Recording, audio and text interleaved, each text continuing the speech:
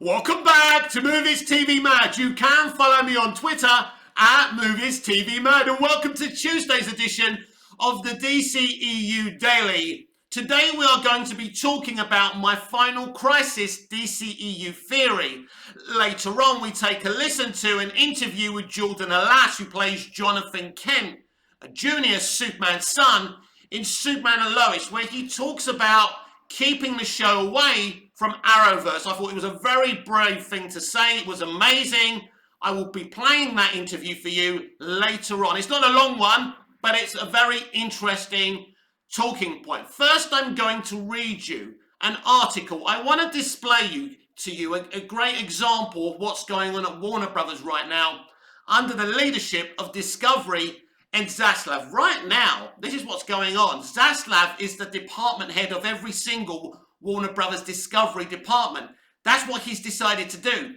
Every department head, including Toby Emmerich, has no right to green light or make any decisions. If you want something done, and I mean anything, you have to call Zaslav and his people. So this article isn't about the DCEU, but it's about what's going on at WB with Zaslav and Discovery, and I think it's very interesting.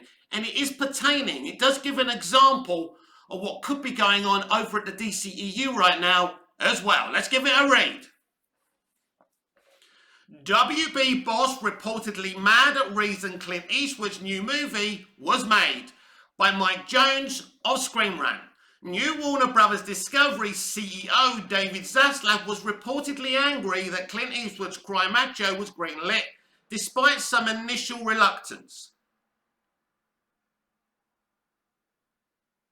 Warner Brothers Discovery's new CEO, David Zaslav, was reportedly angry over the reason that the studio backed Clint Eastwood's latest film, Cry Macho. Zaslav only recently took over as CEO of the renowned studio, and one of the first items on his to-do list was to find out why a string of recent box office failures were ever greenlit in the first place. For Eastwood's part, all 4 of the Oscars that he's won over the years have been as a director and not an actor.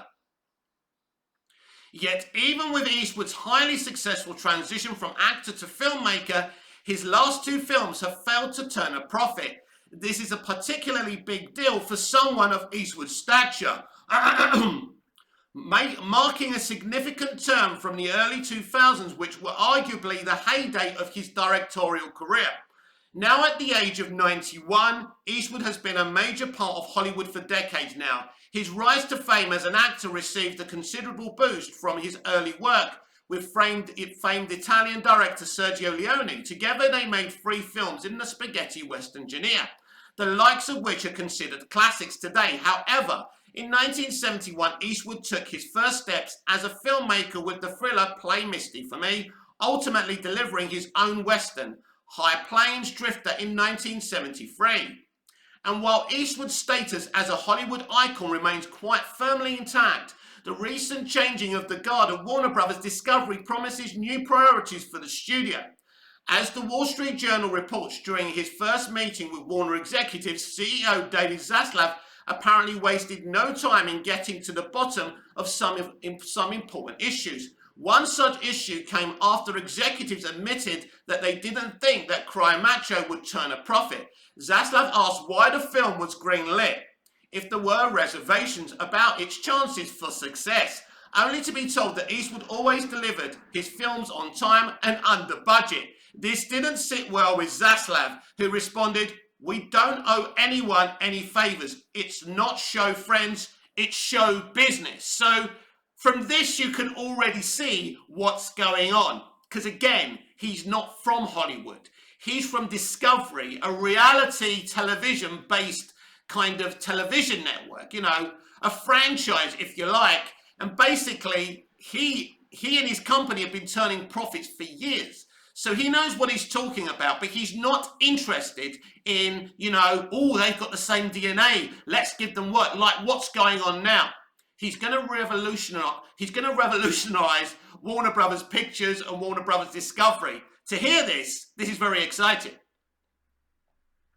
Cry Macho was released in September of 2021 and generally failed to make any sort of impact. Most critics found the film uneventful and slow-moving, with audiences only slightly more receptive to it. Based on the 1975 novel of the same name, Cry Macho follows former rodeo star Mike Milo Eastwood on a journey to reunite a young boy with his father. It's hardly surprising that Zaslav would take issue with backing a film that wasn't expected to deliver much of a return. It's clearly not the right direction for any studio that wants to find success in such a deeply competitive industry.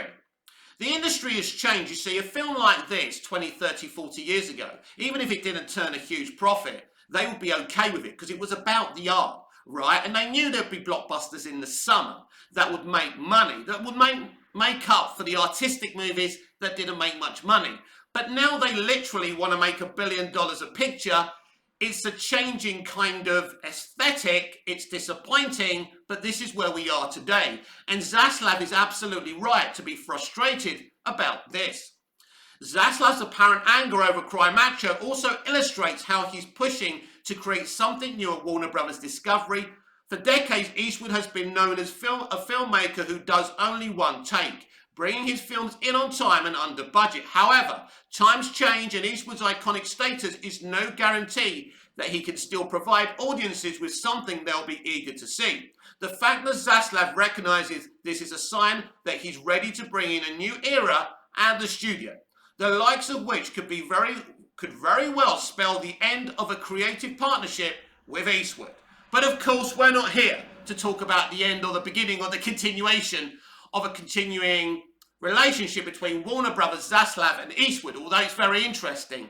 What this displays, and it's the reason I read you the article, that this guy doesn't give a flying fuck. He doesn't care if you're J.J. Abrams, Clint Eastwood, Ezra Miller, Amber Heard. It doesn't matter. So he's not going to give a shit about Walter Hamada or Toby Emmerich, who right now is being exposed. This exposes Emmerich. It's Emmerich who was making these decisions, who had doubts over Eastwood's movie, but still greenlit it. That's, that has greenlit a multitude of mediocre DC content. And Zaslav is going around every department saying, why are you doing this? Why did you decide to replace, Superman with Supergirl? Why did you bring a 70-year-old man back to play Batman? One of the questions I can exclusively reveal to you that he asked Emmerich about this, and Hamada, can he run? Yes, he asked him that question. What can he do? What can he provide to the story? Yes, we know it's bait to bring in an audience, and I understand, and Michael's a great Batman, but to replace a younger Batman in Ben Affleck, and he's no spring chicken Affleck himself, but he's much younger than Keaton, and it's a problem. As we discussed yesterday, it may be because Ben doesn't want to do it. But then you greenlit the decision to bring in a younger Batman in another universe. So what do you do centrally? So you give yourself a problem. The reason you got an older Batman is because you've got a younger Batman that you can't use over there. So the situation is ridiculous. As much as I support the Batman and Matt Reeves' vision, it is a ridiculous situation. So, David Zaslav is saying, we have to change. I'm not going to greenlit your shit because you're Clint Eastwood or J.J. Abrams or, Francis Ford Coppola. I don't care about who you are. Now, this will go against the Hollywood the way things are done in Hollywood. Hollywood are not going to like this, but this is what he's going to do. What he wants to do is say, right, show me your idea. Show me the movie you're going to make, right? We'll test it out. We'll see if people would watch it. And then once he finds out it's going to make money, then it'll go out there and it'll be greenlit. This is what they're going to do. And this is what they're going to do. This is pertaining to the DC live action universe. This is very important. And it basically means that the future of Warner Brothers and the DC live action universe is in good hands because this guy is going to take no shit. Now, this is my Final Crisis theory. Now, Final Crisis obviously is a graphic novel about a variety of multiverse Justice League characters uniting to fight Darkseid and the New Gods.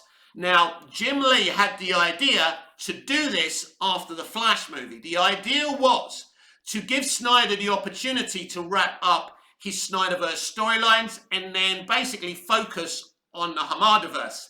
That ship has sailed now. I can tell you that exclusively. So this is my theory. Reading what Zaslav's mentality is, I believe they may still do Final Crisis. How, Meg? How are they going to do this? I think they're going to use Final Crisis to wrap up the entirety of the DCEU. Not just the Snyderverse, but the Hamadaverse as well. I think this is what they're going to do. It's neat, tidy, you wrap it up in an epic crossover, then you start again. And I think this would be a very good idea, and this will be a great event for Zaslav. It will bring in loads of money, loads of hype, but we still don't know what happens to these other movies. I'm confident Black Adam will be released. I'm confident Shazam! Fury of the Gods will be released. But we have to be clear, as I say this every day. And as a YouTuber, I have to say things to you that you're not going to like. And I've been saying it to you, but it's not going in your heads. Aquaman and the Lost Kingdom and the Flash movie are in serious doubt of ever being released, and I believe they will go back and change these movies, but I don't know. But the future of the DCEU, as it is currently, is in flux, and he will get rid of it and start again. Now, I don't know if he'll look at it in terms of keeping what works and getting rid of what doesn't. We'll have to wait and see. He does want one franchise that connects, which puts everything right now in doubt, including the Batman, even though the Batman sequel has actually been greenlit. Unless he's going to use that franchise as the brand new extended universe and allow Matt Reeves to develop it. That would be a good idea, but let me tell you again, this guy doesn't care about reputations. He doesn't care if you're Matt Reeves or J.J. Abrams, right? He's going to give us a DC Studios. He's going to put the right person in charge. By the way, Todd Helbing has developed and executed a Superman live-action show, a great Superman live-action show, and a great Flash live-action show, at least for its first couple of seasons. So I think Todd Helbing should at least be under consideration on the list to run a DC Studios. And put your comments down below and let me know what you think about that. So that's my Final Crisis theory. That's what I believe they should do, and I think that Zaslav will be considering this. Use Final Crisis, because they're not going to do with it what they were originally going to do, to wrap up the Snyderverse, wrap up the Hamadaverse, and move on to a brand new live-action franchise. Let me know what you think in the comments below about that. Right, now we're going to focus on Superman and Lois. And first, this is an interview between Jordan Alas, I think it's Jordan Alas anyway, who plays Jonathan in Superman and Lois. And he talks about keeping Superman and Lois away from Arrowverse. I thought this was very brave of the lad to say this. There may be some buffering. It might go quiet now and again. Sorry about the technology. You can't trust it. Let's do this. Good way. When you signed on, were you concerned about joining a cast with this sort of show, you know, where it's got a lot of fandom behind it? Yeah, I suppose. I think we all were. Straight up, I think we all were. And I think that I think everybody, I mean, even people that were involved in the production of the show, very high people, you know, high up on the chain, I think were even concerned. Just because there's a lot to, the fans are very demanding, and there's a lot of, like, hype to live up to, and also, like, there's a way that previous Arrowverse shows have gone. And I think that we're going in a very opposite direction in a lot of ways. So I think that, you know, you're interested to see how the public is, how the audience is going to react to some of the choices we made, such as making this world, this universe, and making Earth Prime separate from other Earths on other Arrowverse shows, right?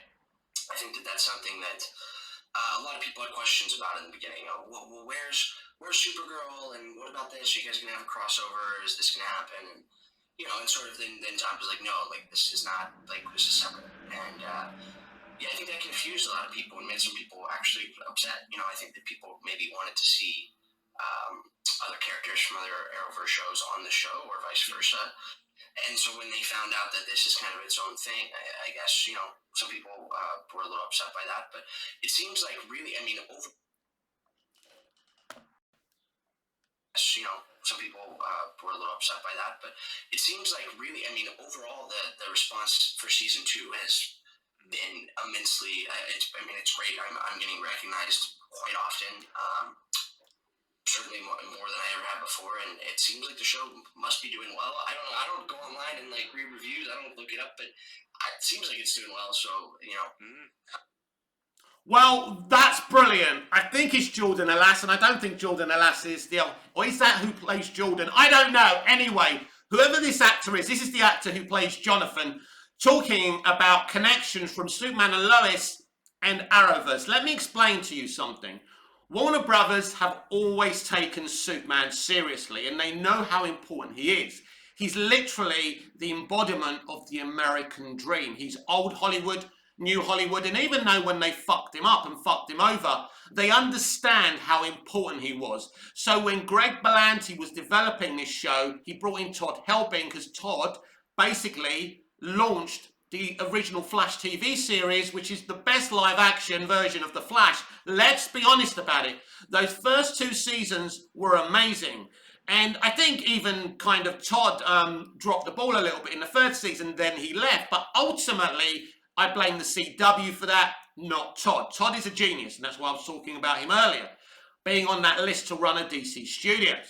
But let's talk about what this young man has said, because it's spot on. They were concerned. They were concerned about connecting to Arrowverse. You heard him talk about the direction the Arrowverse has gone. So it looks like within this group of people, there's not much respect. But also, considering that, the man who developed and set up Arrowverse, developed and set up this show as well with Todd Helbing, I think that's an admittance from him that the Arrowverse became a monster that couldn't be tamed, and they went the wrong direction. They went to a younger audience, it became more mediocre and, aimed towards an audience that really wasn't a superhero audience, if you like. So they understand this, but what they did with this show was, they said, this is going to be self-contained, this is Superman.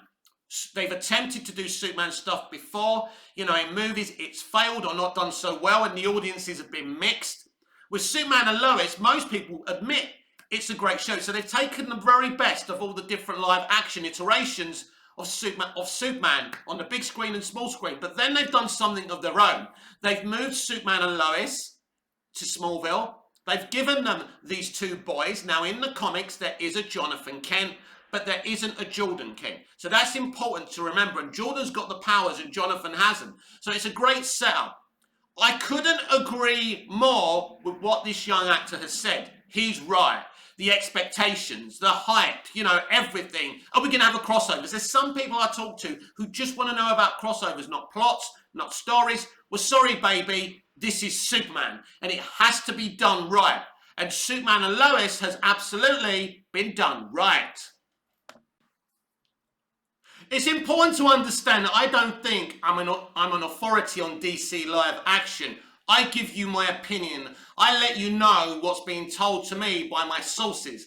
But it's pretty obvious what's going on, that nothing at Warner Brothers Pictures is safe. And I've been saying this for weeks and months, and I've been saying it ever since they delayed the Flash movie and Aquaman and the Lost Kingdom. It's so obvious. This guy Zaslav and Discovery are taking no shit. And big changes are coming. Now, I don't know exactly what's going to be changed and cancelled, but I have my theories, as you very well know. The best thing to do is to keep it here at Movies TV Mad to keep up to date with the future of the DC live-action universe. This has been the DCEU Daily with me, Mick, your host with the most. Just ask your girlfriends and your wives, please like, share, comment, subscribe. Hit the notification bell so you never miss this beautiful perfection. And I'll see you again in the next video, the next edition of the DCEU Daily. Until we see each other again, goodbye, au revoir, auf Wiedersehen.